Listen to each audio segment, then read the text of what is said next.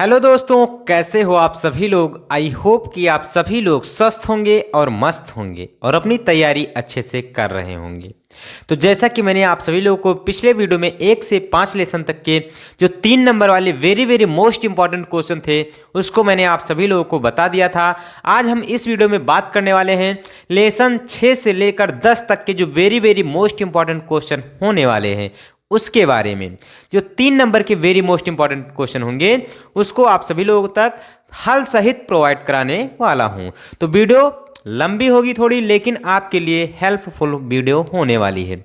अगर ये वीडियो आप देख लेते हैं तो आपके जो है वो 25% पेपर जो है वो सॉल्व हो जाएंगे। तो अगर आपको 25% पेपर सॉल्व करना है, केमिस्ट्री का वायरल पेपर है ये समझ लीजिए आपको इससे कई सारे प्रश्न देखने को मिलेंगे। तो चलिए देर न करते हुए हम वीडियो को शुरू करते हैं। थंबनेल तो आपने देख ही लिया होगा, अब हम वीडियो पर आते हैं। सबसे पहले आप सभी लोगों को हम 6वें लेसन हैलो एल्केन और हैलो एरीन के लेसन के जो वेरी मोस्ट इंपॉर्टेंट क्वेश्चन होंगे उसके बारे में बताऊंगा।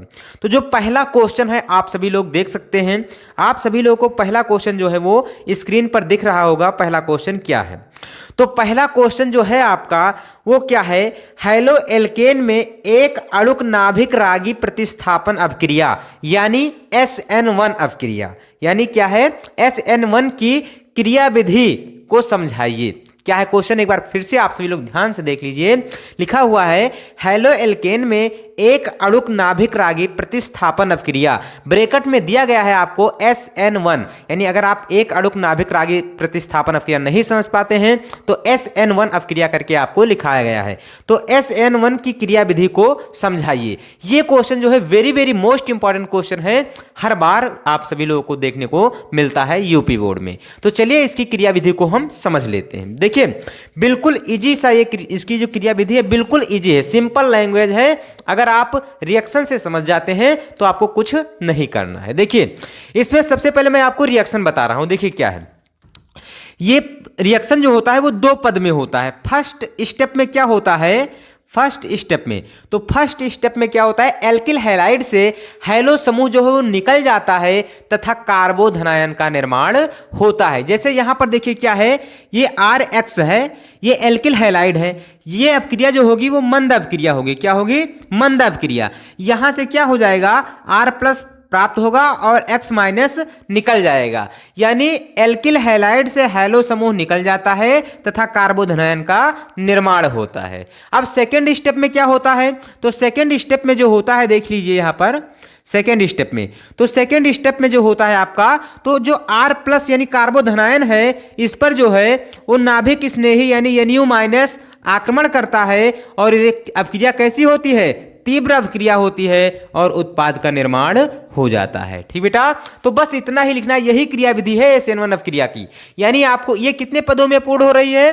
तो 2 पदों में पूर्ण हो रही है। यानी आप क्या लिखेंगे? तो सबसे पहला पॉइंट जो आप लिखेंगे कि यह एक द्विपदीय अभिक्रिया है। कितने पदों में पूर्ण हो रही है? 2 पदों में पूर्ण हो रही है। यानी यह एक द्विपदीय अभिक्रिया है। इसके बाद आप क्या लिखेंगे? इसके प्रथम पद में एल्किल हैलाइड से हैलो समूह निकल जाता है तथा कार्बोधनायन का निर्माण होता है, तथा द्वितीय पद में नाभिक स्नेही कार्बोधनायन पर आक्रमण करके क्या बनाता है? उत्पाद का निर्माण करता है। ये क्या है? उत्पाद है। उत्पाद का निर्माण करता है। बस इसी चीज को आपको लिखना है और कुछ नहीं करना है। ये जो रिएक्शन है ये आपको लिख देना है।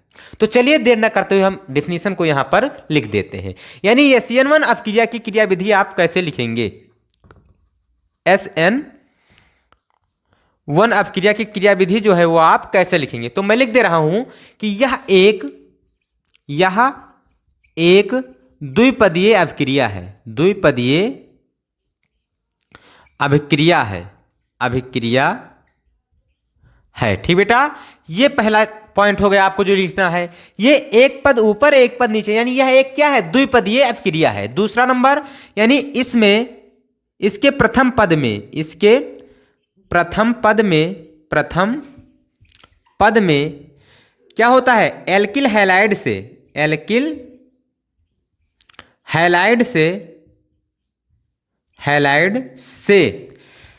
X समूह निकलकर X समूह यानी हैलो समूह हैलो समूह निकल जाता है। क्या हो जाता है? निकल जाता है, जाता है। तथा कार्बोधनायन का निर्माण होता है, तथा कार्बोधनायन का निर्माण होता है, होता है। ठीक बेटा, ये हो गया। यानी प्रथम पद का कार्य मैंने यहां पर लिख दिया। इसमें क्या होता है? तो हैलो समूह निकलता है और कार्बोधनायन का निर्माण हो जाता है, या आप कैसे कार्बोनियम आयन का निर्माण हो जाता है। तो ये पहला स्टेप हो गया। दूसरे जो पद में है वो क्या होता है? तो दूसरे पद में जो नाभिक स्नेही वो कार्बोधनायन पर आक्रमण करके क्या कर देता है? उत्पाद का निर्माण करता है। तो यही चीज आपको लिख देना है। तथा द्वितीय पद में, तथा दूसरे पद में नाभिक स्नेही, क्या? नाभिक स्नेही कार्बोधनायन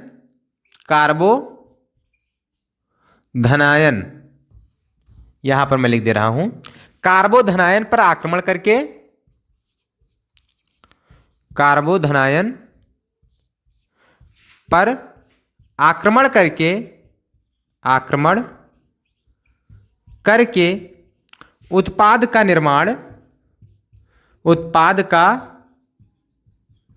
निर्माण करता है। ठीक बेटा, ये हो गया क्या? SCN1 की क्रियाविधि, और आपको ये लिख देना है। अगर हम बात करें क्या, अगर इसकी रिएक्शन एग्जाम्पल की बात करें तो यहां पर देख लीजिए, एग्जाम्पल भी आपको मैं बता दे रहा हूं। एग्जाम्पल क्या है? जैसे मान लीजिए आपने ले लिया CH3 और Cl ले लिया। यहां पर मंद अपक्रिया होगी फर्स्ट स्टेप में। फर्स्ट स्टेप में क्या होगा? मंद अपक्रिया होगा। क्या होगा? मंद अपक्रिया। यहां से क्या हो जाएगा? तो CH3 प्राप्त होगा, CH3 प्लस प्राप्त होगा, और क्या हो जाएगा? Cl माइनस निकल जाएगा। फिर इस CH3 यानी कार्बोधनायन वाले को आप लेंगे, CH3 प्लस को लेंगे और इस पर नाभिक स्नेही यानी OH माइनस की क्रिया करा देंगे। यह अवक्रिया जो होगी वो क्या होगी? तो तीव्र अवक्रिया होगी, और यहां पर उत्पाद का निर्माण यानी मेथेनॉल प्राप्त हो जाएगा। ठीक बेटा, ये हो गया एग्जाम्पल। तो आप इसकी सहायता से बिल्कुल इजी मेथड से आप इसकी क्रियाविधि को लिख सकते हैं। तो ये पहला क्वेश्चन जो था SCN1 अपक्रिया, ये आपका कंप्लीट होता है। अब हम दूसरी क्वेश्चन की तरफ चलते हैं। दूसरा क्वेश्चन क्या कह रहा है? दूसरा क्वेश्चन जो है वो very very most important question है। क्या है? देखते हैं। तो दूसरा क्वेश्चन जो है आप सभी लोगों को स्क्रीन पर दिख रहा होगा। क्या है?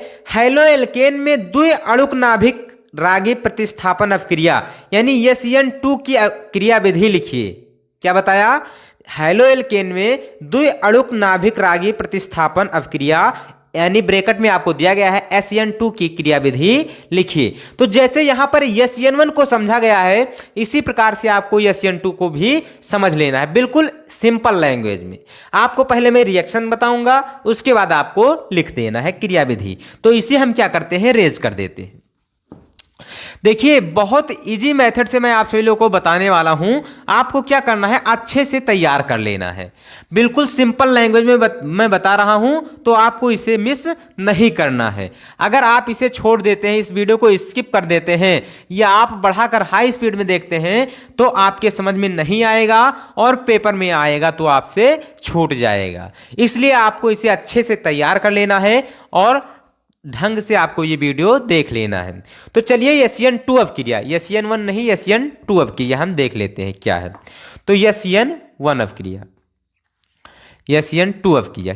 तो SCN2 अपक्रिया जो है ये क्या है?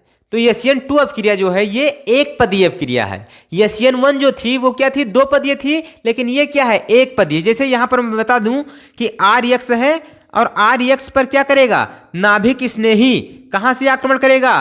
पीछे से आक्रमण करेगा। कहां से? पीछे से आक्रमण करेगा।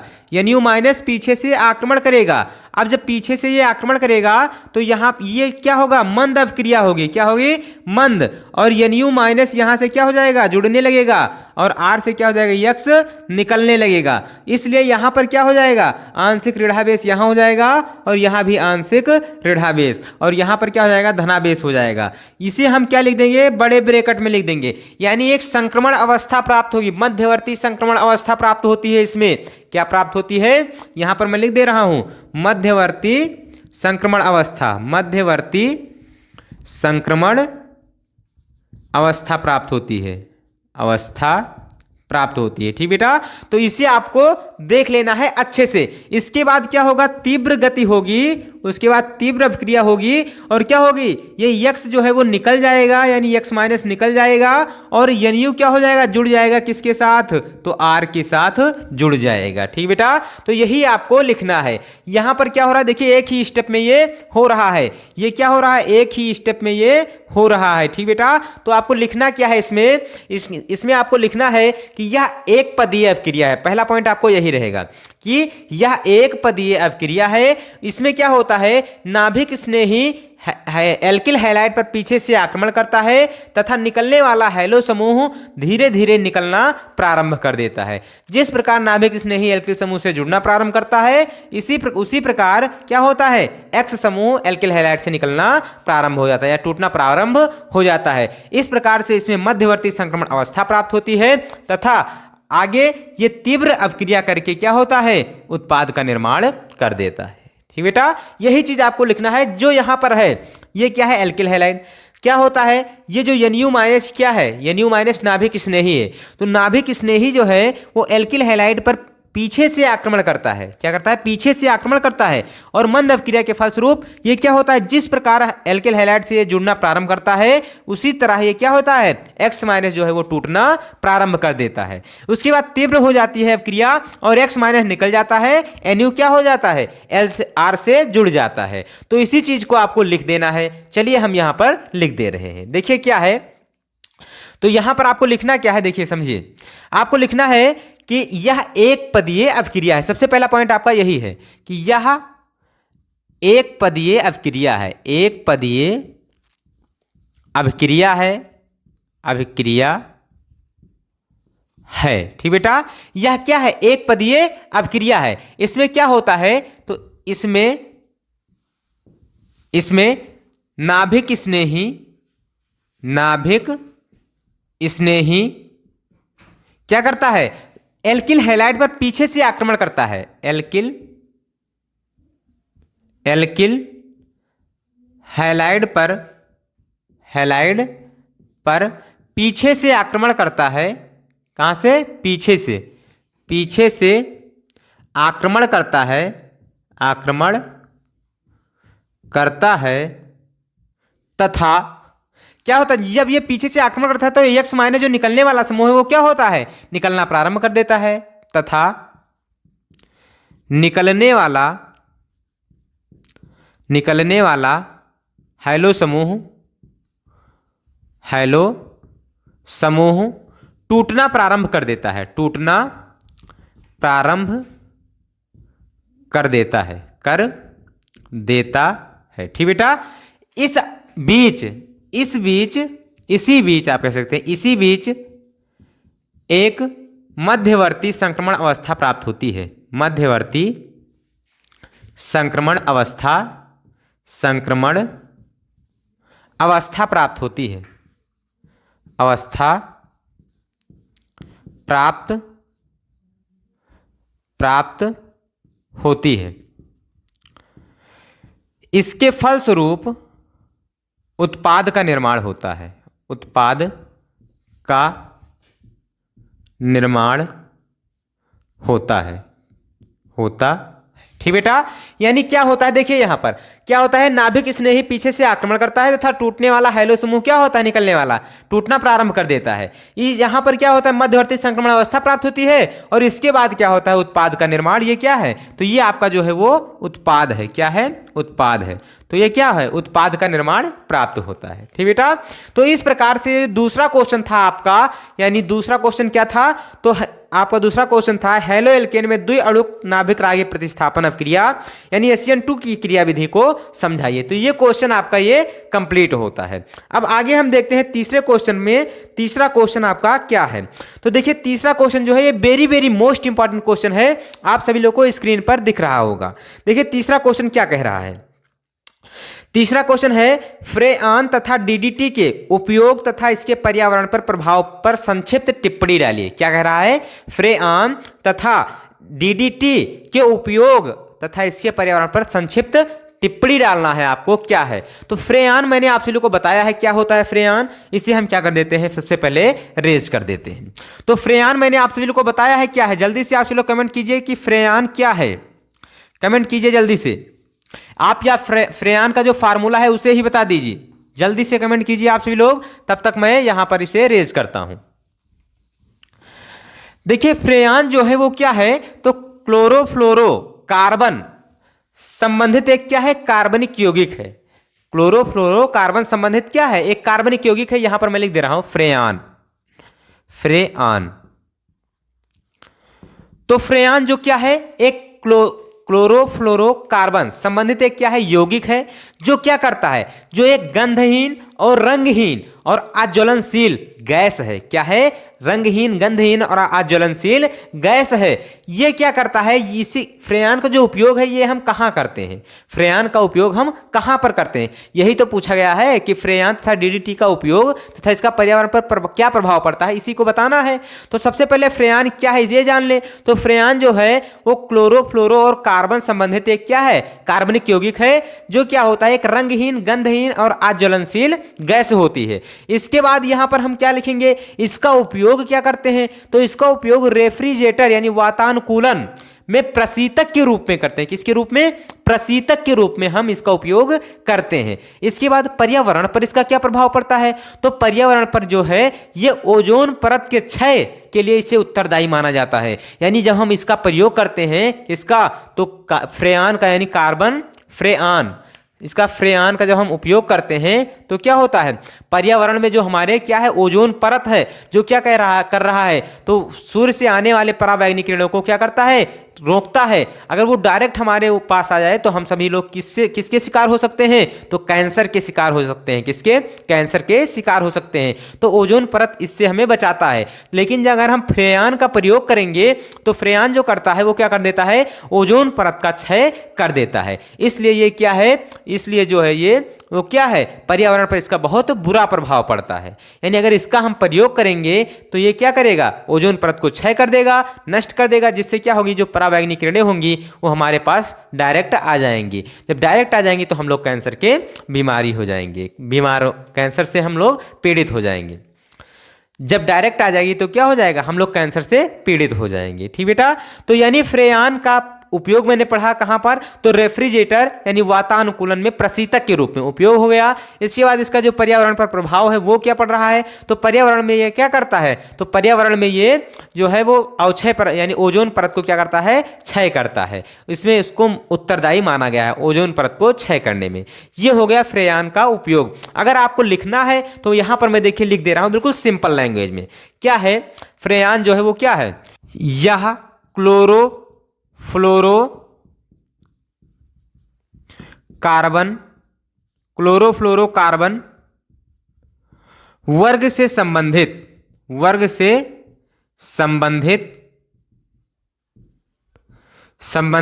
कार्बनिक यौगिक है, कार्बनिक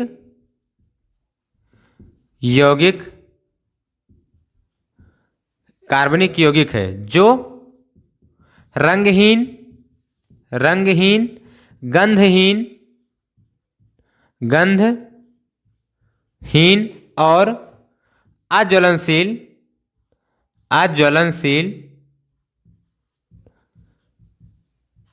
अज्वलनशील क्या है, अज्वलनशील गैस या द्रव है, गैस तथा द्रव है। ठीक बेटा, ये क्या है, तो जो फ्रेयान जो है वो क्लोरोफ्लोरो और कार्बन वर्ग से संबंधित एक कार्बनिक यौगिक है, जो क्या है, रंगहीन, गंधहीन और अज्वलनशील गैस या द्रव यानी गैस और द्रव दोनों के रूप में ये पाई जाती है। अच्छा, इसका उपयोग क्या है, यही तो उपयोग और क्या पूछा गया है, तो उपयोग और इसका पर्यावरण पर प्रभाव पूछा गया है। तो इसका उपयोग हम कहां पर करते हैं, तो उपयोग जो है वो क्या है, तो उपयोग जो है वो हम इसका उपयोग रेफ्रिजरेटर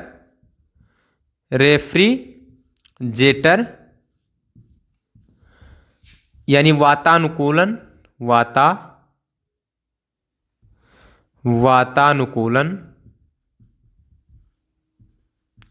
वातानुकूलन में प्रशीतक के रूप में, किसके रूप में? प्रशीतक के रूप में। ठीक बेटा, इसका उपयोग हम करते हैं किसमें? रेफ्रिजरेटर वातानुकूलन में प्रशीतक के रूप में इसका उपयोग करते हैं। इसके बाद उपयोग हो गया, और इसका पर्यावरण पर प्रभाव क्या होता है ये हम देख लेते हैं। पर्यावरण पर प्रभाव, पर्यावरण पर प्रभाव। तो पर्यावरण पर क्या प्रभाव पड़ता है देखिए। तो पर्यावरण पर ये जो क्या करता है, तो ये मैंने अभी बताया आप सभी लोगों की, ये ओजोन परत को क्षय करता है। यानी इसका जो पर्यावरण पर प्रभाव है तो ये क्या हो जाएगा? ओजोन परत, ओजोन परत के क्षय में इसको उत्तरदायी माना गया है। उत्तरदायी माना गया है। ठीक बेटा, ये हो गया क्या? तो ये हो गया फ्रेऑन के बारे में संक्षिप्त टिप्पणी। क्या है? यह क्लोरोफ्लोरोकार्बन वर्ग से संबंधित एक यौगिक है जो क्या है? रंगहीन, गंधहीन और अज्वलनशील है, गैस या द्रव है। ठीक बेटा, इसके बाद इसका उपयोग हम कहाँ करते हैं? तो रेफ्रिजरेटर वातानुकूलन में प्रशीतक के रूप में करते हैं। इसके बाद जो पर्यावरण पर इसका प्रभाव है, तो ओजोन परत के क्षय में इसको उत्तरदायी माना गया है। यानी इसका जब हम प्रयोग करेंगे तो ओजोन परत का क्षय हो जाएगा, जिसके कारण क्या होंगी? तो सूर्य से निकलने वाली प्रकाश परावैंगनी किरणें हमारे तक आएंगी, जिससे हम क्या हो जाएंगे? कैंसर से पीड़ित हो जाएंगे। ठीक बेटा, तो ये हो गया जो आपका फ्रेऑन। अब हम बात करते हैं डीडीटी। किसके बारे में? डीडीटी के बारे में। किसके बारे में? डीडीटी के बारे में। तो डीडीटी क्या है? इसका यहां पर क्या देखना है? केवल यहां पर आपको इसका उपयोग और इसका क्या है? पर्यावरण पर प्रभाव देखना है। बाकी रिएक्शन तो मैंने आप लोगों को बताया ही था कि इसका निर्माण कैसे होता है, इसकी क्रिया जब हम क्लोरोबेंजीन से कराते हैं तो क्या प्राप्त होता है, सब कुछ मैंने इसे बताया है डिटेल में, आप जाके देख सकते हैं प्लेलिस्ट में। तो चलिए सबसे पहले हम इसे देख लेते हैं, डीडीटी जो है वो है क्या। तो यह एक कीटनाशी है, यह एक कीटनाशक पदार्थ है। क्या है? कीटनाशक पदार्थ है। ठीक बेटा, यह क्या है? यह एक कीटनाशक पदार्थ है जो क्या कर देता है, इसका पूरा नाम अगर कोई पूछ ले, देखिए एग्जामिनर कभी कभी क्या करता है, इसका पूरा नाम ही पूछ लेता है। तो डीडीटी का जो पूरा नाम है वो क्या है? इसका पूरा नाम क्या है? तो डाइफेनिल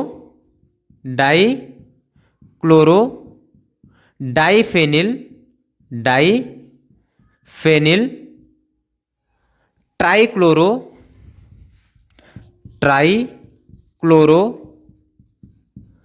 एथेन। ये क्या है? इसका पूरा नाम डाइफेनिल और उसके बाद ट्राइक्लोरो एथेन, ये क्या है? इसका पूरा नाम है। ठीक बेटा, अब अगर हम बात करें क्या इसका उपयोग, यानी इसका उपयोग कहां पर होता है, तो उपयोग जो होता है वो आप सभी लोग जानते हैं क्या कहां होता है। तो इसका उपयोग जो है वो कहां पर होता है, मैं आप सभी लोगों को बता दूं, तो कीटनाशी यानी कीट पतंगों को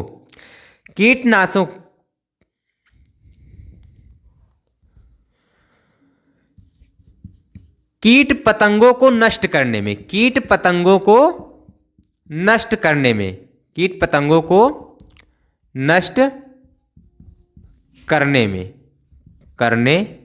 में, या आप लिख सकते हैं कीटनाशी के उपयोग में, यानी कीट को नाश करने यानी समाप्त करने में इसका उपयोग किया जाता है। ठीक बेटा, उपयोग हो गया। अब हम बात करें कि पर्यावरण पर इसका क्या प्रभाव पड़ता है। किस पर?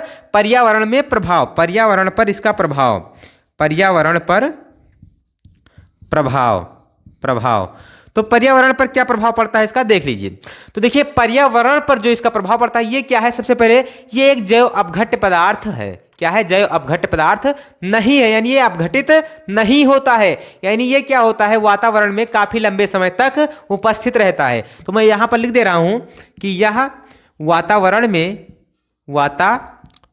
में काफी अधिक समय तक उपस्थित रहता है, जिसके कारण जीवित प्राणियों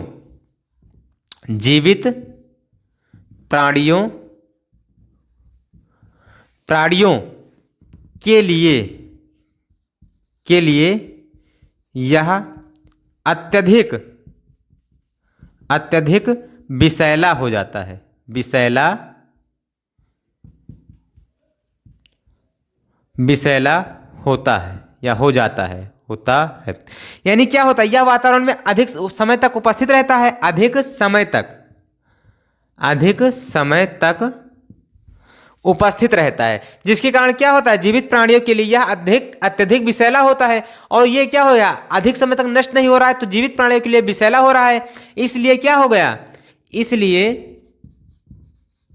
इसलिए क्या किया, कई देशों ने इसका प्रयोग ही बंद कर दिया। क्यों, जैसे मान लीजिए कि आपने किसी चीज का प्रयोग किया, अगर वो काफी समय तक, यानी आपने कोई दवाई आपने डाली और वो दवाई अगर काफी समय तक रहती है तो वो जिस चीज के लिए आपने डाली है वो तो समाप्त कर देगा, लेकिन उसके बाद कहीं पर अगर कोई वो जीव वहां पर जाता है तो उस जीव को भी तो नुकसान पहुंचेगा। तो इसीलिए कई देशों ने क्या कर दिया, इसका प्रयोग बंद कर दिया। क्यों बंद कर दिया, क्योंकि इसका उपयोग जब हम कर लेते थे तो क्या होता था, काम समाप्त होने के काफी दिनों तक भी इसका प्रभाव रहता था, जिसके कारण जीवित प्राणियों का क्या होता था, ये हानि पहुंचाता था। यानी जीवित प्राणियों के लिए अत्यधिक विषैला होता था और क्या करता था, ये हानि पहुंचाता था। इसलिए क्या किया, इसलिए कई देशों ने इसका प्रयोग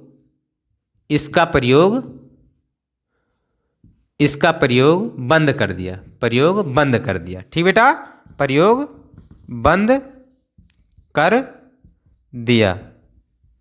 ठीक बेटा, लेकिन यहां पर भारत अभी भी इसका प्रयोग कर रहा है, इसके बावजूद भी भारत कर रहा है, इसके बावजूद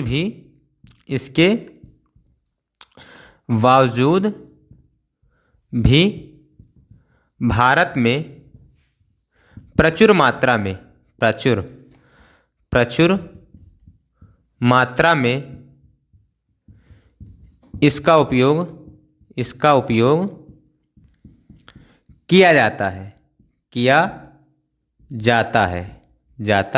ठीक बेटा, ये हो गया क्या, डीडीटी और फ्रेयान के बारे में, यानी उसका उपयोग क्या है, पर्यावरण पर इसका प्रभाव क्या है। तो यहां पर मैंने लिख दिया फ्रेयान के बारे में कि यह क्लोरोफ्लोरोकार्बन वर्ग से संबंधित क्या है, एक कार्बनिक यौगिक है जो क्या है, रंगहीन, गंधहीन और अज्वलनशील गैस तथा द्रव है। उपयोग क्या है, तो प्रशीतक के रूप में और रेफ्रिजरेटर और वातानुकूलन में प्रशीतक के रूप में। पर्यावरण पर प्रभाव क्या है, तो ये ओजोन परत का क्षय करता है।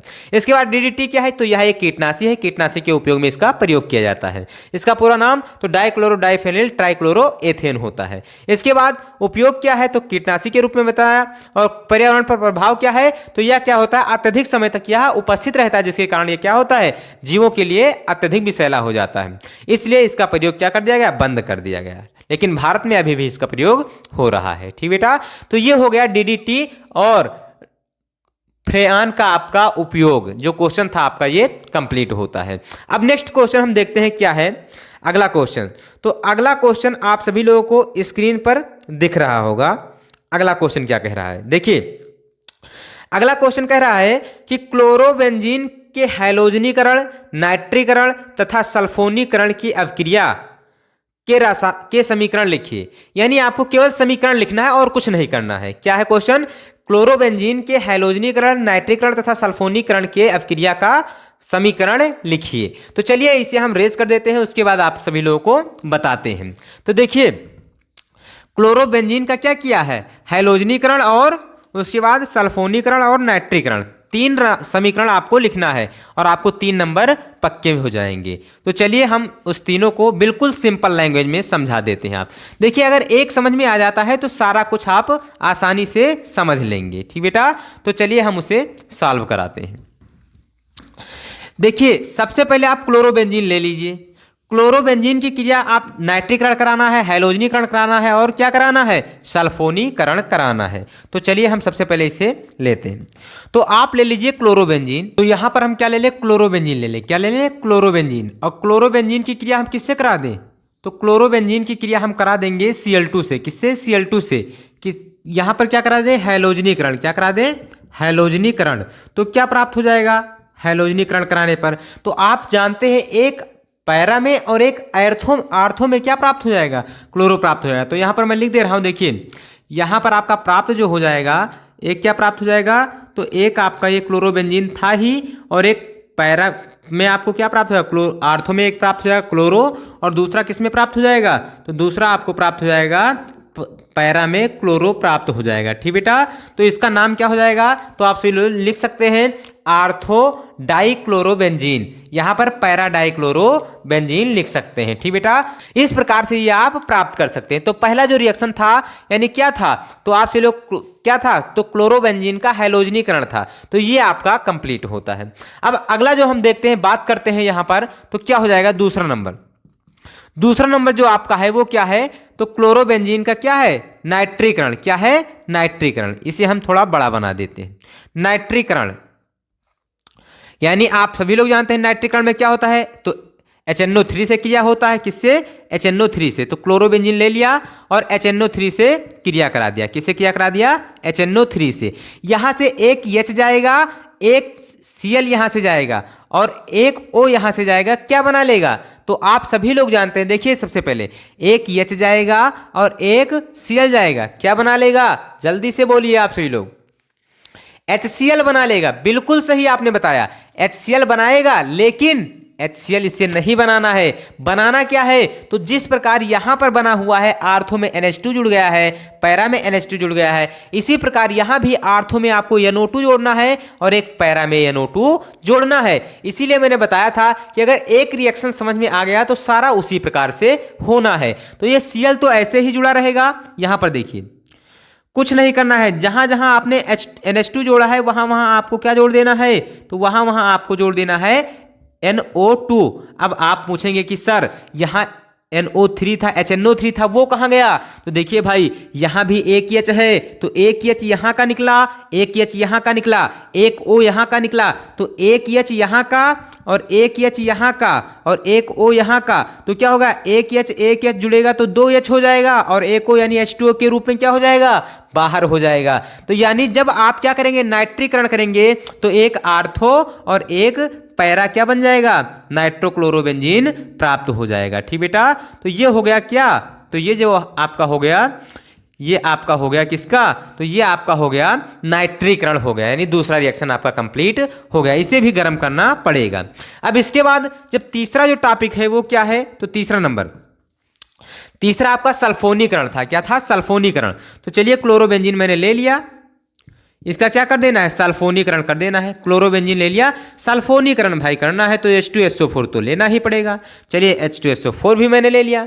अब क्या करना है, तो चलिए आगे देखते हैं क्या करना है। सेम वही प्रोसेस, एक H यहां से, एक H यहां से, एक O यहां से निकल कर क्या बना लेगा, तो यहां से निकल कर बनाएगा H2O और बनेगा क्या, तो यहां पर आपको क्या जोड़ना है, जोड़ देना है HSO3 जोड़ देना है, यहां आर्थो और पैरा दोनों जगह पर।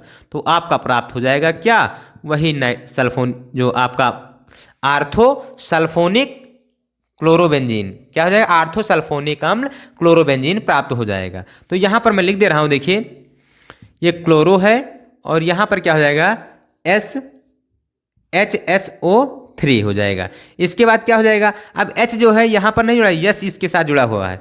अब यहां पर क्या हो जाएगा प्लस में, तो यहां पर भी हो जाएगा एक, क्या हो जाएगा, पैरा में प्राप्त हो जाएगा। पैरा में ये बेंजीन हो गया, यहाँ पर Cl है, यहाँ पैरा में HSO3 प्राप्त हो जाएगा। ठीक बेटा, तो इस प्रकार से जो तीनों रिएक्शन थी, क्या थी तीनों रिएक्शन, तो क्लोरोबेंजीन की नाइट्रीकरण, हैलोजनीकरण और सल्फोनीकरण अवक्रियाएं का समीकरण जो देना था वो आपका मैंने दे दिया। अब आगे नेक्स्ट क्वेश्चन हम देखते हैं कि क्या कह रहा है। तो नेक्स्ट क्वेश्चन जो है वो आपका स्क्रीन पर आ गया होगा। देखिए अगला क्वेश्चन जो कह रहा है वो कह रहा है लूकास परीक्षण क्या है, लूकास परीक्षण क्या है, इसके द्वारा किस प्रकार के यौगिकों का परीक्षण होता है। क्या कह रहा है, पहला क्वेश्चन है लूकास परीक्षण क्या है, और इसके बाद दूसरा क्या है, दूसरा जो है इसके द्वारा किस विलयन का परीक्षण किया जाता है। तो मैं आप सभी लोगों को बता दूं, यही क्वेश्चन है, देखिए किस विलयन का, किस प्रकार के यौगिक का परीक्षण किया जाता है, किस प्रकार के यौगिक का परीक्षण किया जाता है। तो मैं आप सभी लोग को बता दूं, आप सभी लोग को बताया था तो फिर से मैं आप सभी लोग को यहां पर बताने वाला हूं। तो इसे हम रेज करते हैं। देखिए लूकास परीक्षण या लूकास अभिकर्मक, अगर हम बात करें, क्वेश्चन आपसे पूछ सकता है लूकास अभिकर्मक किसे कहते हैं। लूकास अभिकर्मक जल्दी से कमेंट कीजिए आप सभी लोग, लूकास अभिकर्मक किसे कहते हैं, जल्दी से कमेंट कीजिए।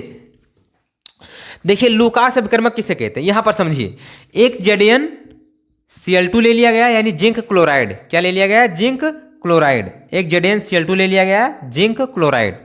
उसके बाद प्लस में HCl ले लिया गया। इसके मिश्रण को हम क्या कहेंगे? तो इसके मिश्रण को हम कहेंगे लूकास अभिकर्मक। क्या कहेंगे? लूकास अभिकर्मक। यानी आप लिख सकते हैं, यहां पर देखिए मैं हेडिंग कर दिया सबसे पहले, लूकास अभिकर्मक। लूकास अभिकर्मक, अभिकर्मक। देखिए चाहे ल्यूकास लिखा जाए या लूकास लिखा जाए एक ही बात है, ठीक बेटा। तो लूकास अभिकर्मक किसे कहते हैं? तो आप लिख दीजिए यहां पर जिंक क्लोराइड, जिंक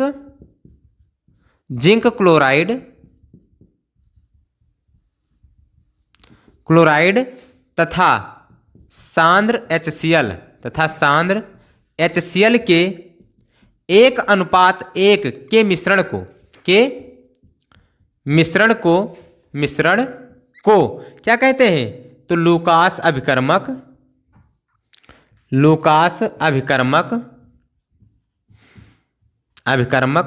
कहते हैं, ठीक बेटा। अब इसके बाद क्वेश्चन क्या है कि इसका जो परीक्षण है वो किस भी प्रकार के यौगिक पर करते हैं? तो इसका परीक्षण मैं यहां पर लिख दे रहा हूं।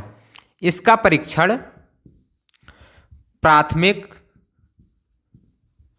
द्वितीयक तथा तृतीयक एल्कोहल के यौगिकों पर करते हैं। के यौगिकों पर करते हैं, ठीक बेटा। यानी आपसे अगर पूछा जाए कि जो आपका क्या है लूकास अभिकर्मक है या लूकास परीक्षण है, ये किस प्रकार के यौगिकों पर इसका परीक्षण किया जाता है? तो प्राथमिक, द्वितीयक तथा तृतीयक एल्कोहल पर इसका परीक्षण किया जाता है। चलिए कैसे परीक्षण करते हैं ये हम आपसे को बता दें। तो पहला नंबर जो है प्राथमिक एल्कोहल पर, अगर हम क्या करें 2 से या आपको मैं बता दूं 3 से 4 ml लूकास अभिकर्मक में, 3 से 4 ml क्या एल्कोहल में 2 से 3 ml क्या लूकास अभिकर्मक डालने पर, लूकास अभिकर्मक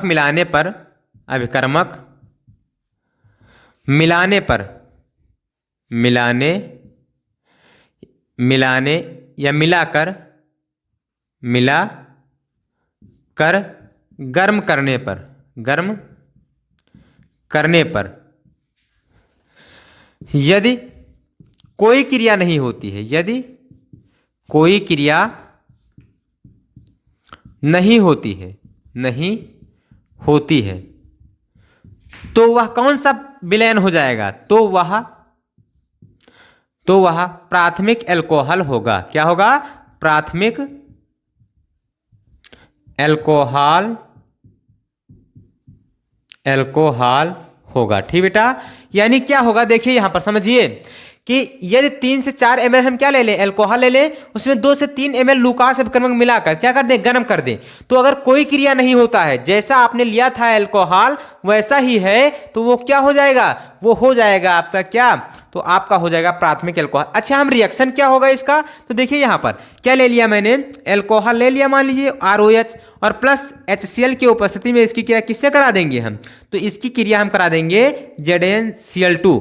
यही तो है लूकास अभिकर्मक, HCl और ZnCl2 की क्रिया यही तो है। तो यहां से क्या प्राप्त होगा? RCl प्राप्त होगा प्लस H2O प्राप्त हो जाएगा, यानी एल्किल हैलाइड प्राप्त होता है इसमें।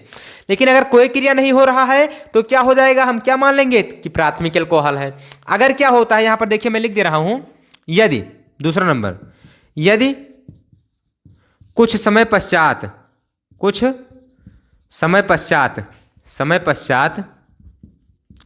क्रिया होती है तो द्वितीयक एल्कोहल है, तो वह द्वितीयक एल्कोहल है, तो वह द्वितीयक एल्कोहल है, तो वह द्वितीयक एल्कोहल है, ठीक बेटा। अगर क्या करें तीसरा नंबर तृतीयक एल्कोहल के लिए, यदि अभिक्रिया तुरंत हो जाती है, यदि अभिक्रिया तुरंत हो जाती है, तुरंत हो जाती है, हो जाती है, तो वह कौन सा होगा? तो वह तृतीयक अल्कोहल होगा, तो वह तृतीयक अल्कोहल है। ठीक बेटा, यानी जैसे आपने क्या किया, आपने 3 से 4 ml जैसे अल्कोहल लिया और उसमें 2 से 3 ml आपने क्या किया, तुरंत लुकास अपकर्मक मिलाया और अपक्रिया तुरंत हो जाती है, तो वो कौन सा होगा? तृतीयक अल्कोहल होगा। ठीक बेटा, तो इस प्रकार से जो था लुकास अपकर्मक क्या है या लुकास परीक्षण क्या है, इससे किस प्रकार की इसका परीक्षण जो है वो किस प्रकार के ऊपर करते हैं, आप सभी लोगों को मैंने बता दिया, बिल्कुल सिंपल लैंग्वेज में। अब अगला क्वेश्चन हम देखते हैं क्या है। तो अगला क्वेश्चन जो है आपका वो क्या है, तो आप सभी लोग को स्क्रीन पर दिख रहा होगा कि फिनाल की अम्लता को कोई एक रासायनिक क्रिया समीकरण देते हुए समझाइए। यानी फिनाल की जो अम्लता है उसको क्या है, एक रासायनिक समीकरण देते हुए आपको समझाना है। तो चलिए हम इसे क्या करते हैं, रेज कर देते हैं। उसके बाद आपको बताते हैं कि फिनाल अम्लीय प्रकृति दर्शाता है क्यों। यह भी क्वेश्चन पूछ सकता है, फिनाल अम्लीय प्रकृति दर्शाता है क्यों, और कभी कभी पूछ सकता है कि फिनाल की अम्लीय प्रकृति को रासायनिक समीकरण देते हुए समझाइए। ठीक बेटा, तो यहां पर आपको कोई भी क्वेश्चन पूछे, आपको जो मैं लिखाने जा रहा हूं इसी को छाप कर आना है। तो देखिए फिनाल जो है वो क्या है, फिनॉल तो ये अम्लीय है, लेकिन क्यों है, कोई रासायनिक समीकरण देकर आप समझाइए। तो फिनाल मैंने ले लिया, जैसे यहां पर देखिए फिनॉल मैंने ले लिया। ठीक बेटा, इसकी जब हम क्या करते हैं, प्रबल क्षार से क्रिया कराते हैं। किससे? प्रबल क्षार से क्रिया कराते हैं। NaOH है ये, NaOH। इससे जब क्रिया कराते हैं तो क्या होता है, H यहां से जाता है, OH यहां से, और क्या बन जाता है, H2O बन जाता है। और प्लस में क्या हो जाएगा, यहां जब H जाएगा तो ये माइनस हो जाएगा, यानी क्या हो जाएगा, यहां पर देख लीजिए ये O है और O के साथ में Na जुड़ जाएगा, यानी क्या प्राप्त हो जाएगा, ONa प्राप्त हो जाएगा। ठीक बेटा, क्या प्राप्त हो जाएगा, ONa प्राप्त हो जाएगा। ये क्या है, तो सोडियम फिनॉक्साइड, क्या है, सोडियम फिनॉक्साइड। ठीक बेटा, यानी ये क्या हुआ, देखिए जब हमने क्या किया, फिनाल की क्रिया क्षार से कराया तो लवण प्राप्त हुआ और जल प्राप्त हुआ। यानी लवण और जल कब प्राप्त होता है, जब अम्ल की क्रिया क्षार से कराते हैं। तो आप लिख सकते हैं, सिंपल लैंग्वेज में आप लिख सकते हैं कि फिनाल की क्रिया क्षार से कराने पर लवण तथा जल प्राप्त होता है, इसलिए हम कह सकते हैं कि फिनाल क्या है, अम्लीय गुण प्रदर्शित करता है, या फिनाल क्या है, अम्लीयता का गुण प्रदर्शित करता है। ठीक बेटा, तो यहां पर इसी चीज को मैं लिख दे रहा हूं कि चूंकि फिनॉल की क्रिया क्षार से कराने पर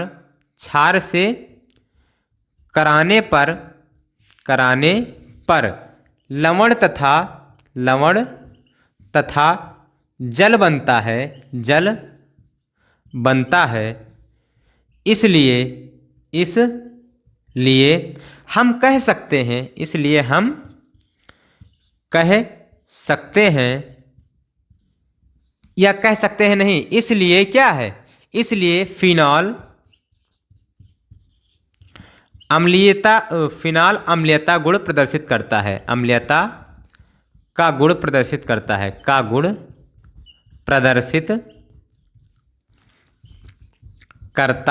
ठीक बेटा, ये हो गया आपका क्वेश्चन का आंसर। बिल्कुल सिंपल लैंग्वेज में आपको बताना है, कोई भी क्वेश्चन हो आपको सिंपल लैंग्वेज में बताना है। इसके बाद अगला जो क्वेश्चन है आपका वो क्या कह रहा है, देखिए। तो अगला जो क्वेश्चन है आपका वो कह रहा है, देखिए बिल्कुल सिंपल लैंग्वेज में, ये भी मैं आपको बताऊंगा कि किण्वन किसे कहते हैं, इस क्रिया के लिए अनुकूल परिस्थितियां क्या है। किण्वन किसे कहते हैं, तो किण्वन आप सभी लोग जानते हैं क्या होता है, कोई चीज सड़ा गलाकर बनाया जाता है, यानी किण्वन विधि से बनाया जाता है। तो आपको मैं बता रहा हूं, सबसे पहले इसे हम रेज कर देते हैं, बिल्कुल सिंपल लैंग्वेज में आपको बताऊंगा। देखिए किण्वन क्या है, तो किण्वन क्या है आप सभी लोग जानते हैं, जल्दी से बताइए, कमेंट कीजिए किण्वन क्या है। किण्वन विधि से किस किस चीज को हम तैयार करते हैं, जल्दी से कमेंट कीजिए। तो किण्वन आप सभी लोग को बताना है ना बेटा। तो देखिए किण्वन आप सबसे पहले हेडिंग कर लीजिए, किण्वन। तो किण्वन क्या है, किस जटिल कार्बनिक यौगिकों को सरल कार्बनिक यौगिकों में, यानी किसकी सहायता से, एंजाइम की सहायता से। तो यहां पर मैं लिख दे रहा हूं कि एंजाइम के द्वारा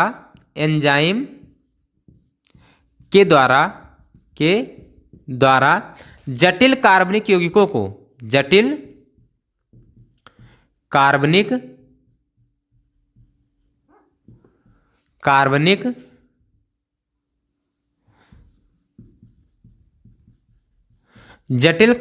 यौगिकों को सरल कार्बनिक यौगिकों में, सरल कार्बनिक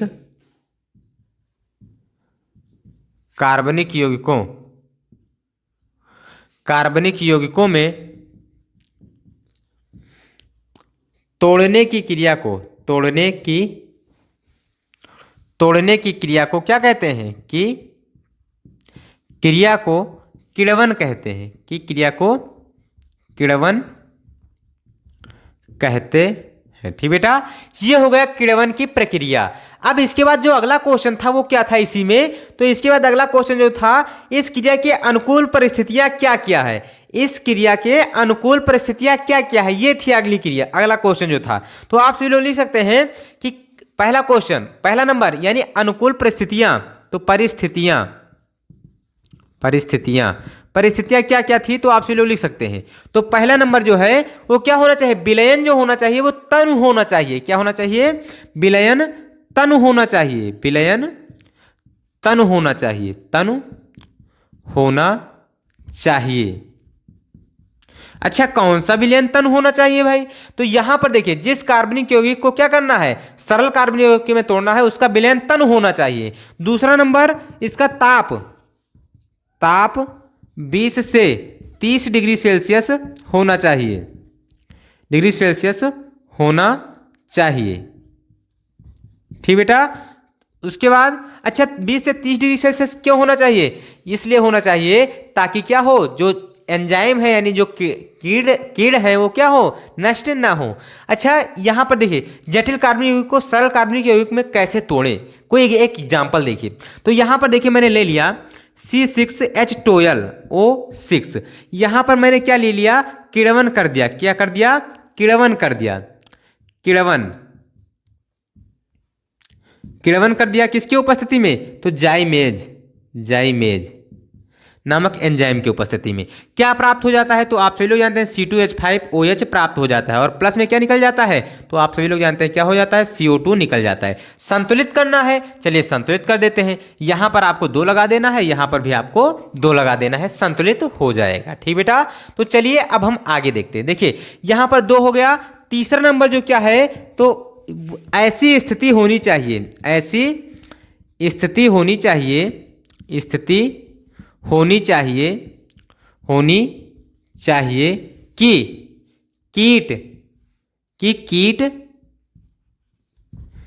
कीट नष्ट ना हो। ठीक बेटा, यानी जो उसमें एंजाइम है वो क्या हो, समाप्त ना हो। अगर समाप्त हो जाएंगे तो भाई किण्वन की प्रक्रिया करेगा कौन, तो इसलिए ऐसी स्थिति होनी चाहिए जो कि कीट नष्ट ना हो। ठीक बेटा, तो इस प्रकार से ये जो क्वेश्चन था 3 नंबर का क्वेश्चन, ये आपका कंप्लीट होता है। अगला देखते हैं हम, अगला क्वेश्चन क्या कह रहा है। तो अगला क्वेश्चन जो है आप सभी लोग को क्या कर, स्क्रीन पर आपको दिख रहा होगा। अगला क्वेश्चन जो है, एल्डिहाइड तथा कीटोन में अंतर स्पष्ट कीजिए। क्या करना है, एल्डिहाइड तथा कीटोन में आपको अंतर स्पष्ट करना है। तो चलिए इसे हम सबसे पहले क्या कर देते हैं, रेज कर देते हैं। क्या कर देते हैं, रेज कर देते हैं। देखिए बिल्कुल सिंपल लैंग्वेज में मैं आप सभी लोग को बता रहा हूं, तो आप बिल्कुल सिंपल लैंग्वेज में इसे तैयार करिएगा। ज़्यादा कुछ आपको भटकने की ज़रूरत नहीं है, जो मैं बता रहा हूं इसी को तैयार करना है, आपको अच्छे नंबर मिल जाएंगे। ठीक बेटा, तो आप क्या करिए, एल्डिहाइड तथा किसमें, कीटोन में आपको अंतर लिखना है। यही लिखना है ना, एल्डिहाइड तथा कीटोन में अंतर, हाँ यही लिखना है।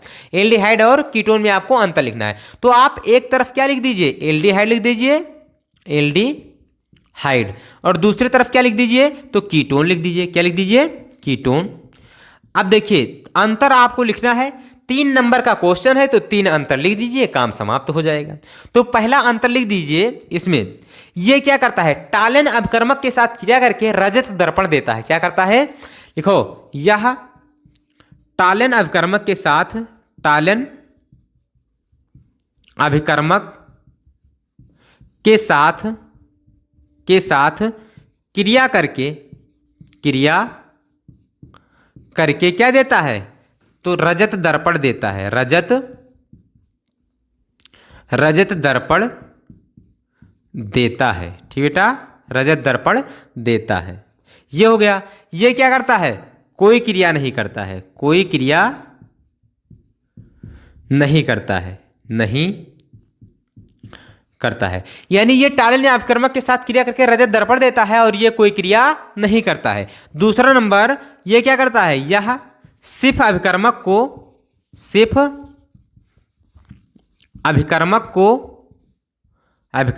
को अपचयित कर देता है। क्या कर देता है, अपचयित कर देता है, अपचयित कर देता है। और ये क्या करता है, कोई क्रिया नहीं करता है, कोई क्रिया नहीं करता है, नहीं करता है। ठीक बेटा। इसके बाद जो अगला क्वेश्चन है, अगला नंबर, वो क्या है, तो यह क्या होता है, यह आसानी से बहुलकीकृत हो जाता है। यह आसानी से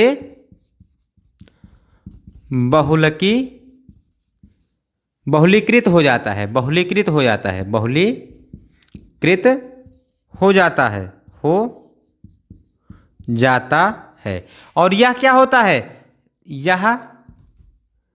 यह बहुलीकृत नहीं होता है, बहुलीकृत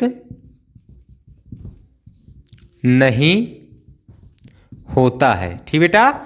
ये हो गया 3 अंतर। आपसे 3 नंबर का क्वेश्चन पूछा गया है, 3 अंतर आप लिख दीजिए, बहुत है। इसके बाद आपको नहीं लिखना है। अब अगला क्वेश्चन हम देखते हैं क्या है, तो इसे आप स्क्रीनशॉट कर लीजिए। अगला क्वेश्चन जो है वो क्या है, आप सभी लोगों को स्क्रीन पर दिख रहा होगा। अगला क्वेश्चन जो आपका है वो कह रहा है, प्राथमिक द्वितीयक व तृतीयक एमीनों को उदाहरण द्वारा समझाइए। प्राथमिक द्वितीयक व तृतीयक एमीनों को किसके द्वारा समझाना है, आपको उदाहरण द्वारा समझाना है। किसके द्वारा, उदाहरण द्वारा। तो चलिए आप सभी लोग उसे उदाहरण द्वारा समझा दीजिए। इसे हम क्या कर देते हैं, रेज कर देते हैं। देखिए, प्राथमिक द्वितीयक तृतीयक एमीन मैंने आप सभी लोग को बताया है, आप सभी लोग अच्छे से जानते होंगे प्राथमिक द्वितीयक तृतीयक एमीन क्या होते हैं। ठीक बेटा। तो चलिए हम प्राथमिक द्वितीयक तृतीयक एमीन आपको बता देते हैं। देखिए, अगर क्या हो, आप सभी लोग जानते हैं एमीन क्या होता है, तो एमीन जो है वो अमोनिया का क्या होता है, तो व्युत्पन्न होता है। क्या होता है, अमोनिया का व्युत्पन्न। तो अमोनिया का जो फार्मूला होता है वो आप सभी लोग जानते हैं क्या होता है, NH3 होता है। अब देखिए, अगर NH3 से, देखिए मैं आपको सिंपल लैंग्वेज में बताने जा रहा हूं, डेफिनेशन आप सभी लोग अपने आप लिख लेंगे। देखिए यहां पर एक का मैं लिखूंगा और दूसरा आप लिख लेंगे। प्राथमिक एमीन, प्राथमिक एमीन, प्राथमिक एमीन क्या है, तो आप सभी लोगों को मैं बता रहा हूं। देखिए ये क्या है, NH3 है। तो NH3 से अगर हम क्या करें, एक H को हटा दें, क्या कर दें, एक H को हटा दें और उसके स्थान पे अगर R को जोड़ दें, तो क्या हो जाएगा, ये प्राथमिक एमीन। अगर 2 H को हटाकर 2 R जोड़ दें तो द्वितीयक एमीन। यानी आप कह सकते हैं कि अमोनिया समूह का N अगर एक एल्किल समूह से जुड़ा हुआ है तो उसे प्राथमिक एमीन, अगर 2 से जुड़ा हुआ है तो द्वितीयक, अगर 3 से जुड़ा हुआ है तो तृतीयक एमीन कहेंगे। तो मैं लिख दे रहा हूं कि अमोनिया समूह का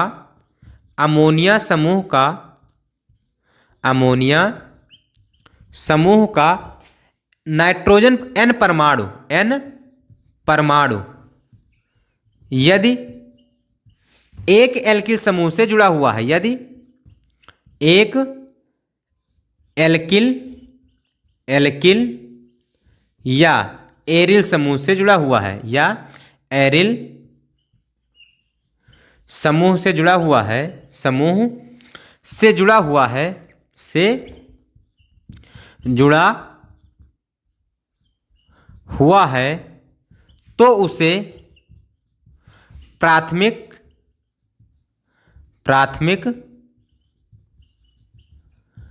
एमीन कहते हैं, प्राथमिक एमीन कहते है। ठीक बेटा, उदाहरण की बात करें तो देखिए NH3 से क्या कर दिया, एक H को हटाकर एक R जोड़ दिया, तो ये क्या हो गया RNH2। यानी अगर दूसरा उदाहरण देखें तो CH3 और फिर क्या हो जाएगा NH2 हो जाएगा। ठीक बेटा, तो ये प्राथमिक एमीन का उदाहरण। अगर हम बात करें द्वितीयक का, तृतीयक का क्या होगा, तो यहां पर देखिए एक H को और गायब कर दीजिए, यानी इसी को हम 1 डिग्री भी कहते हैं। क्या कहते हैं 1 डिग्री।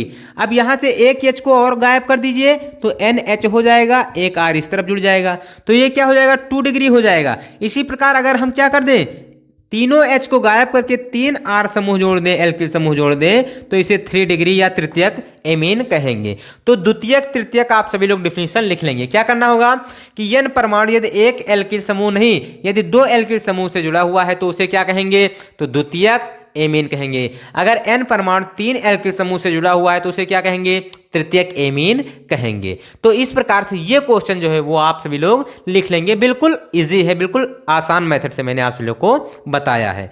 अब अगला देखते हैं क्वेश्चन क्या है।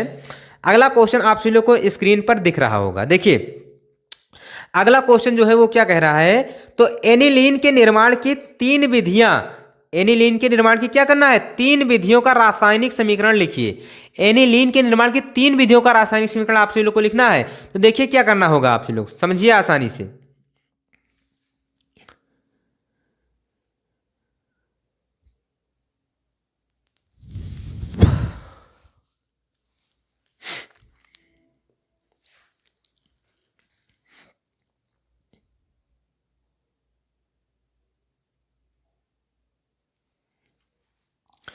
इसमें सबसे पहले हम क्या करेंगे, देखिए 3 विधियां आपको लिखना है, तो इसमें सबसे पहले आप क्या करेंगे, देखिए बिल्कुल सिंपल लैंग्वेज में मैं आप सभी लोगों को बताने वाला हूं। सबसे पहले इसे क्या करना होगा, रेज कर देना होगा। क्या कर देना होगा, इसे रेज कर देना होगा। तो हम इसे क्या कर देते हैं, रेज कर देते हैं। बिल्कुल सिंपल लैंग्वेज में आप ऐसे देखेंगे कि रिएक्शन आप तुरंत चुटकियों में कर देंगे। तो देखिए सबसे पहले आप क्या करें, एनिलीन आपको निर्माण करना है, 3 रासायनिक समीकरण आपको लिखना है एनिलीन के। तो पहला पॉइंट जो है वो आप किससे प्राप्त कर दीजिए, पहला पॉइंट तो आप क्लोरोबेंजीन से पहले प्राप्त कीजिए। किससे, क्लोरोबेंजीन से, क्लोरोबेंजीन से। ठीक बेटा, तो चलिए क्लोरोबेंजीन से हम प्राप्त कर देते हैं। किसकी क्रिया कराते हैं, क्लोरोबेंजीन की क्रिया हम किससे कराएंगे, देखिए तो क्लोरोबेंजीन ले लिया मैंने, क्लोरोबेंजीन, क्लोरोबेंजीन से हमें क्या प्राप्त करना है, तो एनिलीन प्राप्त करना है। इसकी क्रिया हम NH3 अमोनिया से करा देंगे। किससे करा देंगे भाई, अमोनिया से करा देंगे भाई। क्या कराएंगे, किसकी उपस्थिति में, तो Cu2O की उपस्थिति में क्या कर देंगे, गर्म कर देंगे। अब भाई देखिए यहां से एक H है, यहां से Cl निकल जाएगा। क्या हो जाएगा, एक H और एक Cl जब निकल जाएगा तो क्या प्राप्त हो जाएगा, यहां से देखिए तो HCl प्राप्त हो जाएगा। बचेगा क्या, बचेगा क्या, तो यहां पर NH2 बचा हुआ है, NH2 यहां पर जोड़ देंगे तो क्या प्राप्त हो जाएगा, एनिलीन प्राप्त हो जाएगा। ठीक बेटा, ये क्या हो गया, ये जुड़ा हुआ है सारा कुछ, ये जुड़ा हुआ है आपस में। अब यहां पर क्या हो जाएगा, NH2 जुड़ जाएगा, यानी ये क्या प्राप्त हो गया, एनिलीन प्राप्त हो गया। ठीक बेटा, तो एनिलीन ही तो प्राप्त करना था। NH3 की क्रिया कर दिया क्यूप्रस ऑक्साइड की उपस्थिति में, किससे, क्लोरोबेंजीन से, तो क्या प्राप्त हो गया, एनिलीन प्राप्त हो गया। क्या प्राप्त हो गया, एनिलीन प्राप्त हो गया। ठीक बेटा, ये हो गया।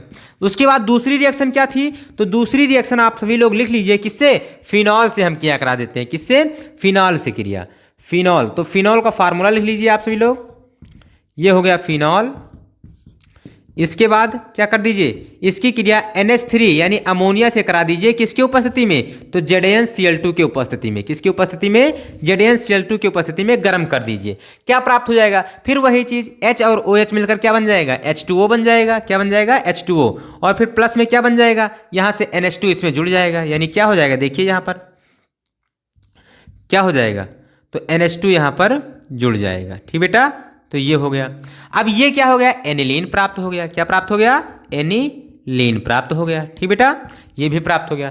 तीसरी रिएक्शन आप क्या कराएंगे, तो यहां पर देखिए तीसरा रिएक्शन, तो तीसरा रिएक्शन हम क्या करेंगे, यहां क्लोरोबेंजीन से कराया, यहां किससे कराया, तो फिनॉल से कराया। किससे, फिनॉल से। यहां क्या किससे कराएंगे, तो बेंजोइक अम्ल से। किससे, बेंजोइक अम्ल से, बेंजोइक अम्ल से करा दें।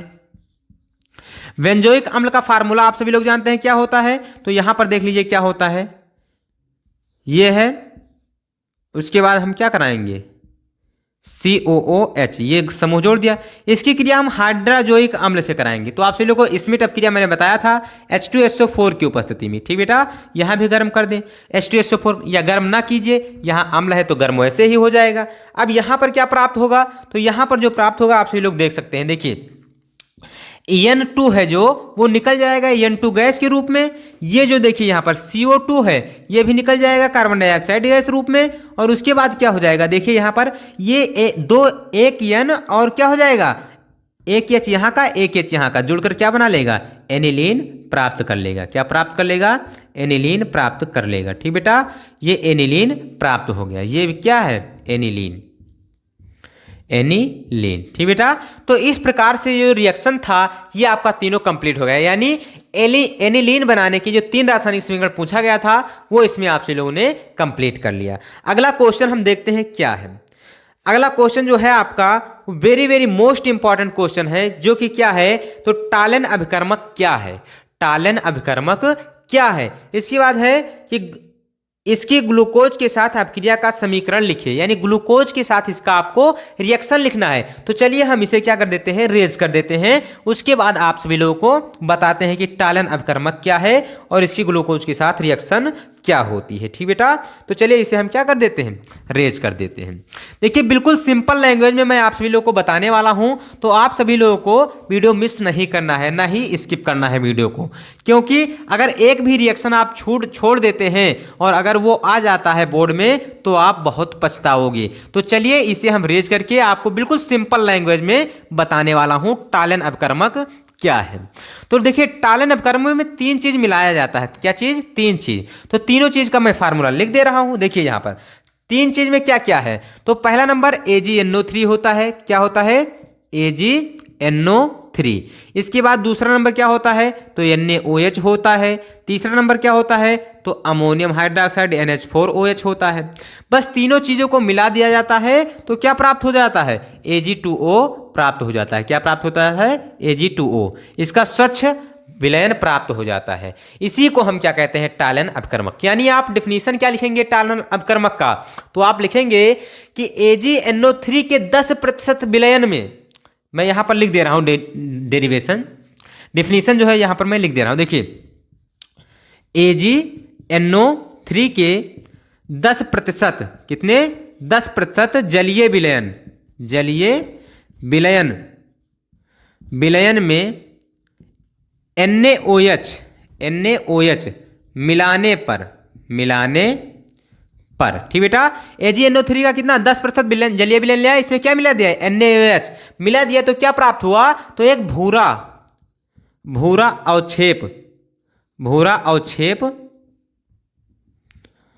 अवक्षेप प्राप्त होता है,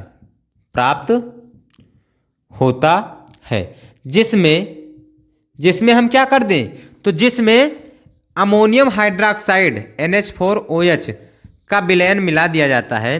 का विलयन मिलाने पर एक स्वच्छ विलयन प्राप्त होता है। एक स्वच्छ विलयन प्राप्त होता है, जिसे हम क्या कहते हैं, जिसे टालन अभिकर्मक कहते हैं, जिसे टालन अभिकर्मक कहते हैं, ठीक बेटा। इसका जो फार्मूला होता है वो क्या होता है, Ag2O होता है। ठीक बेटा, ये प्राप्त हो गया आपका।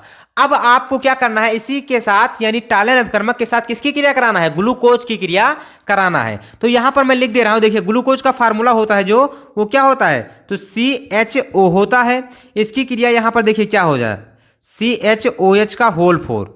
मैंने बताया था आप सभी लोगों को कि जब भी रिएक्शन आपको ग्लूकोज की करनी होगी तो आपको फार्मूला इसी प्रकार लिखना होगा। इसके बाद यहाँ क्या होता है, तो CH3OH होता है। ठीक बेटा, अब यहाँ पर देखिए क्या हो जाएगा, इसकी क्रिया Ag2O से कराना है।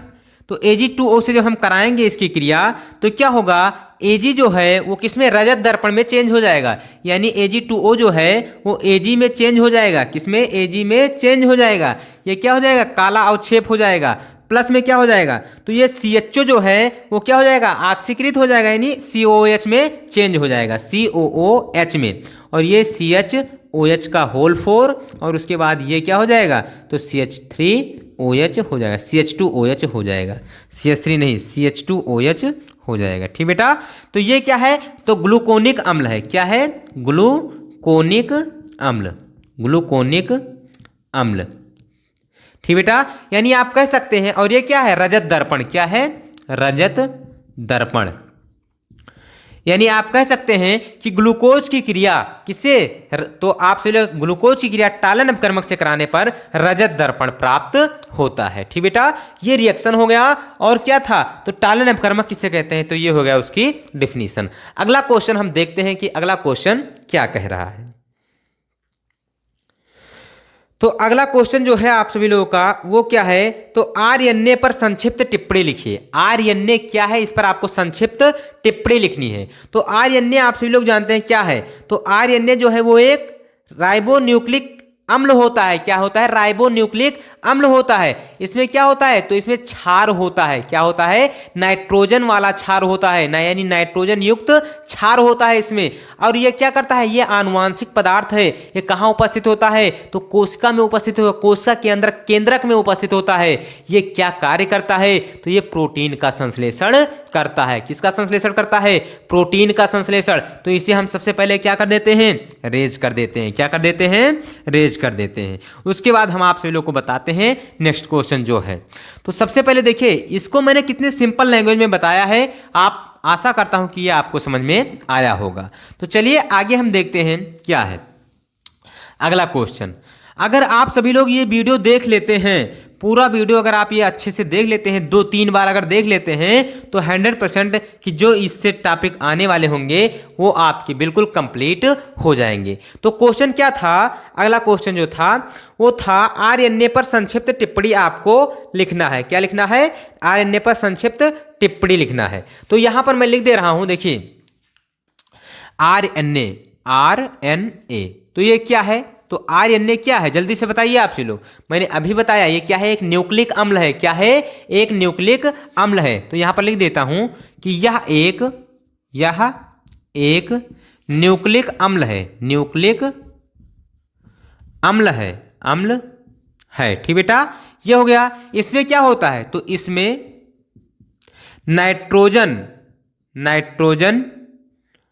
नाइट्रोजन वाला क्षार होता है, नाइट्रोजन युक्त क्षार होता है, नाइट्रोजन युक्त क्षार होता है, क्षार होता है। ठीक बेटा, और राइबोस शर्करा तथा क्या होता है, राइबोस शर्करा तथा क्या होता है, जल्दी से बताइए। तो राइबोस शर्करा के साथ साथ इसमें फास्फोरिक अम्ल भी होता है, फास्फोरिक अम्ल भी होता है, तथा फास्फोरिक अम्ल भी होता है, ठीक बेटा।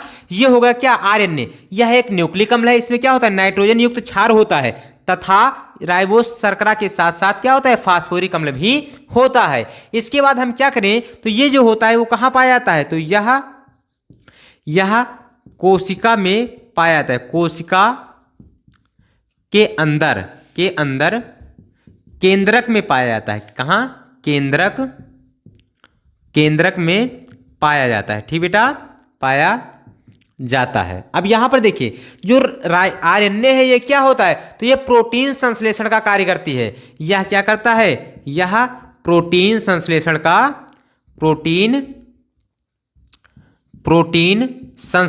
कार्य करते हैं, संश्लेषण का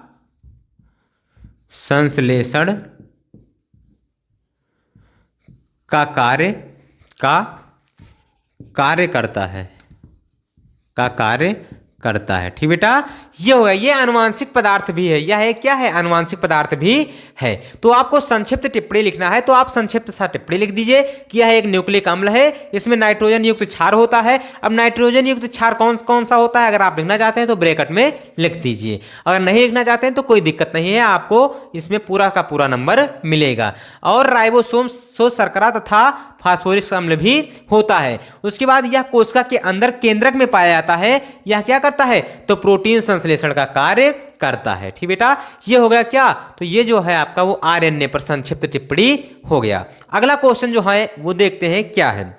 तो अगला क्वेश्चन आपका जो है वो क्या है, मौलिस, क्या है, मौलिस परीक्षण।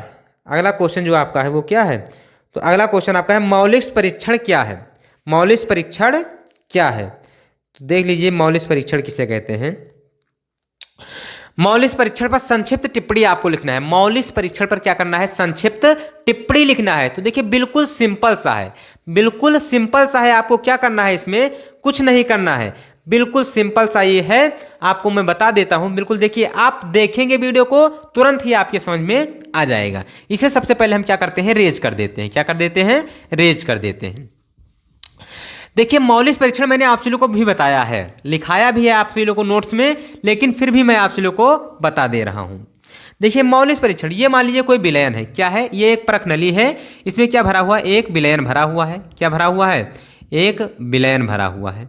ठीक बेटा, अब क्या करेंगे हम, इस परख नली को बिना हिलाए, क्या करेंगे, इस परख नली को बिना हिलाए इसमें क्या करेंगे, इस परख नली के दीवार की सहायता से, दीवार के सहारे 2-4 बूंद किसका डालेंगे, H2SO4 का 2-4 बूंद डालेंगे। ठीक बेटा, अगर क्या होता है, इन दोनों परतों के बीच या इन दोनों विलयनों के बीच क्या होता है, एक भूरा रंग का क्या बन जाता है, छल्ला बन जाता है। क्या बन जाता है, छल्ला।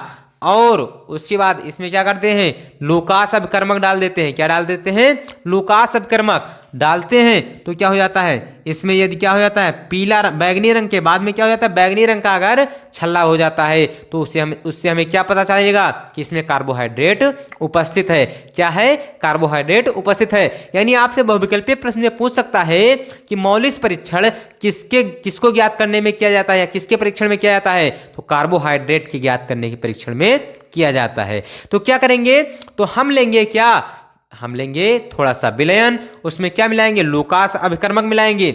अगर क्या होता है, लूकास अभिकर्मक मिलाने के बाद उसमें बिना परख नली को हिलाए क्या करेंगे, परख नली के दीवार के सहारे 2-4 बूंदे H2SO4 की डालेंगे। अगर क्या होता है, दोनों परतों के बीच क्या बनता है, अगर एक भूरा छल्ला बनता है और बाद में वह बैगनी हो जाता है तो कार्बोहाइड्रेट उपस्थित है, अगर नहीं होता है तो कार्बोहाइड्रेट अनुपस्थित है। तो चलिए यहां पर मैं इसे लिख देता हूं।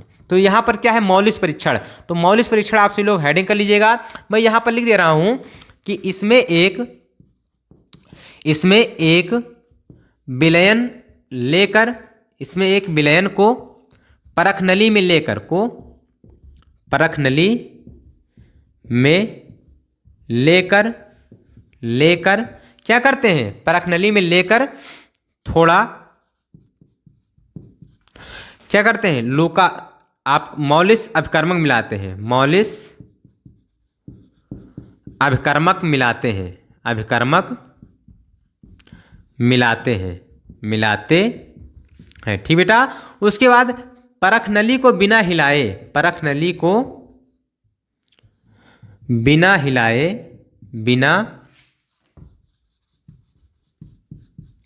परख नली को बिना हिलाए हम क्या करेंगे, तो परख नली को बिना हिलाए इसके दीवार की सहायता से, इसके दीवार की सहायता से, दीवार की सहायता से क्या करेंगे, कुछ बूंदे H2SO4 की डालेंगे। ठीक बेटा, यदि क्या होता है, दोनों विलयनों के बीच क्या होता है, यदि दोनों विलयनों के बीच एक भूरा छल्ला बन जाता है, एक भूरा छल्ला बनता है,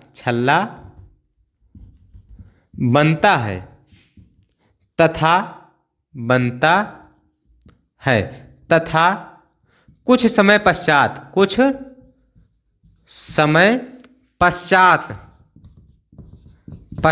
क्या हो जाता है, पश्चात बैगनी हो जाता है। क्या हो जाता है, बैगनी, या आप गुलाबी कह सकते हैं, बैगनी हो जाता है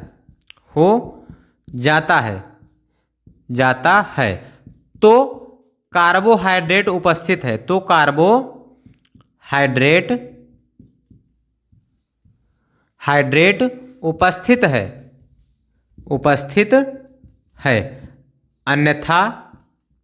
अन्यथा नहीं। ठीक बेटा, इस प्रकार से कार्बोहाइड्रेट का परीक्षण करने के लिए हम क्या करते हैं, मौलिक परीक्षण करते हैं। ठीक बेटा, तो ये जो था आपका 6वें लेसन से लेकर 10वें लेसन तक जितने भी 3 नंबर वाले मोस्ट इंपॉर्टेंट क्वेश्चन थे वो मैंने आप सभी लोगों को बता दिए। अगर ये वीडियो आप देख लेते हैं तो आपसे आने वाले इस पेपर में कोई भी प्रश्न छूटने वाला नहीं है। तो अब हम मिलते हैं नेक्स्ट वीडियो में मजेदार टॉपिक के साथ। तब तक के लिए जय हिंद, love you, bye bye, take care.